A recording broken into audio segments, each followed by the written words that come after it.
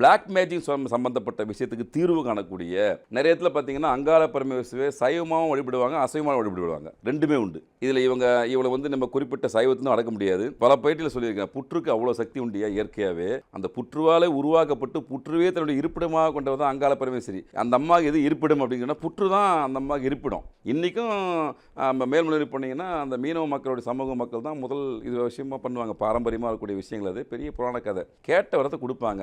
ஏன் அதுக்குன்னு கேள்வி கேட்க மாட்டாங்க. நீ கேட்டால் நான் கொடுப்பேன்னுவாங்க. உக்கிர தெய்வங்களுக்கு சக்தி அதிகம். அவங்க பிரச்சனை தீரணுமா, எதை பற்றி யோசிக்காதீங்க. 4 நட்சத்திரம் பார்க்காதீங்க.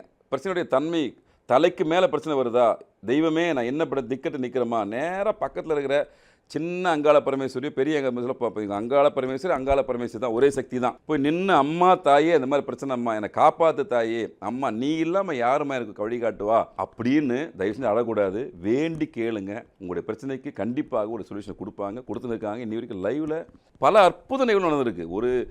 நம்ம ஒரு குறிப்பிட்ட விஷயத்தை வச்சு அந்த அம்மாவை அடக்கி வைக்க முடியாது. விளக்கேத்தும் எண்ணெய்னாலே நக்ஷத்ரா. 5க்கும் மேற்பட்ட நறுமணங்களில் நக்ஷத்ரா விளக்கேற்றும் எண்ணெய்.